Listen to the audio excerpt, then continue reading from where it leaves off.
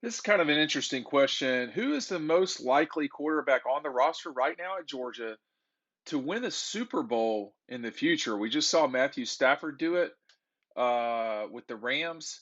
I think it's Brock Vandagriff, but that doesn't mean that everybody else wouldn't get a pretty good shot. Now, let me explain this as I go. That doesn't mean I think he's going to be the starting quarterback at Georgia. I think the reason why he is the most likely of the guys on campus right this second to do it is because he's not reached his full potential. So let's just go through the quarterbacks real quickly. Dean Legge from Dog Post again. Thanks for watching. Make sure you're picking up DAWGSTRUCTION. It's down below. It's you order it right now. It's going to be in the mail to you in the coming weeks, and we're really happy with everything. It's got a total look at the entire 2021 season. Make sure you're checking that out down below. Um, Brock Vandagriff. Okay, so first of all, Stetson Bennett is the least likely, and there's a lot of different reasons why. Not because he's not the best option in 2022, but because college and the NFL are two very different things in terms of quarterback. You know, Stetson's fought his way to where he's at right now. The likelihood of him fighting his way onto an NFL roster would be pretty low, I would think. But I do think he's going to get a chance in a camp. So Stetson is kind of, to me, out of this discussion to begin with. I mean, if Aaron Murray isn't getting onto a roster for multiple years, I think it's going to be hard for Stetson to pull that off. Um, that leaves three other quarterbacks. So you got Gunnar Stockton, Carson Beck, and Brock Vandagriff. Three different quarterbacks in a few different ways. First of all, with Gunnar Stockton, I think Gunnar came to Georgia the most prepared of maybe all of the quarterbacks that are on the roster right now out of high school. I'm not sure he came to Georgia more prepared than Stetson did coming back from Jones County Community College. I mean, Stetson had already had a couple of years of college football, obviously junior college route. I don't know that you could say that he was more prepared than Stetson was the second time coming out of Pierce County. I would say I probably was. I mean, Gunnar Stockton is a very good quarterback. He does not have what used to be prototypical size in terms of height for the NFL, but for college, prototypical is not what it used to be. That's for sure. I think Stetson proves that.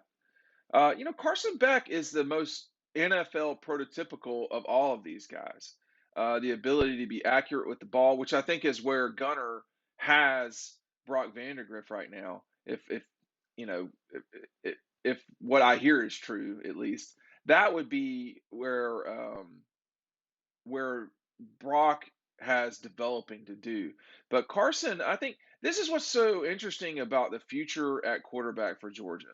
We just don't know where it's going to go because obviously you've had JT Daniels starting and then Stetson Bennett.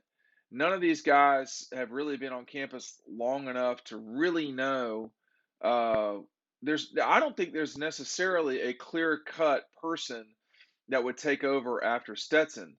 I think probably Carson Beck is going to be your number two coming to the season, but he's going to have to keep fighting in order to stay in that spot. I don't think that's a certainty. I don't think there's any certainty right now.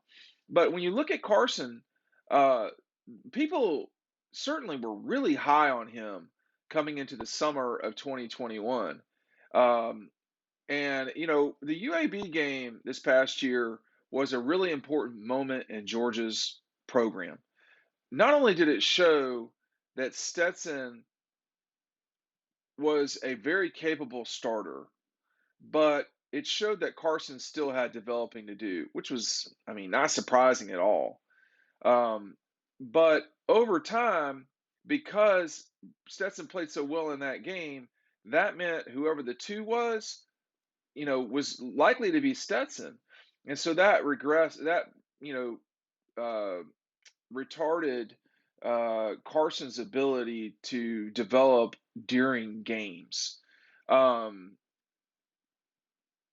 as it relates to his future, though, I don't know that Carson is out of it quite the way people act like. I mean, there's a lot of do it now or you're gone in Georgia's fan base, and I think fan base is generally speaking.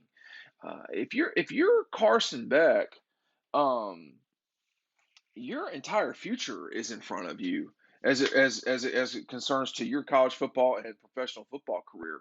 I mean, that he hasn't played a significant down his first two falls at Georgia, one of which was laced with pandemic.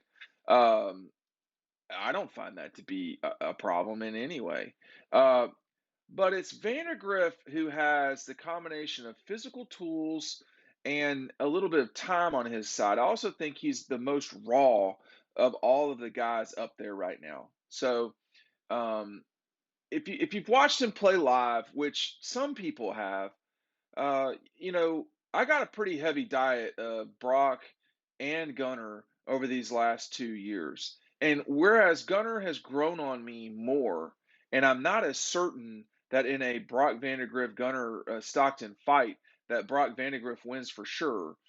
I do think they both have strengths that you can take and win a national championship with.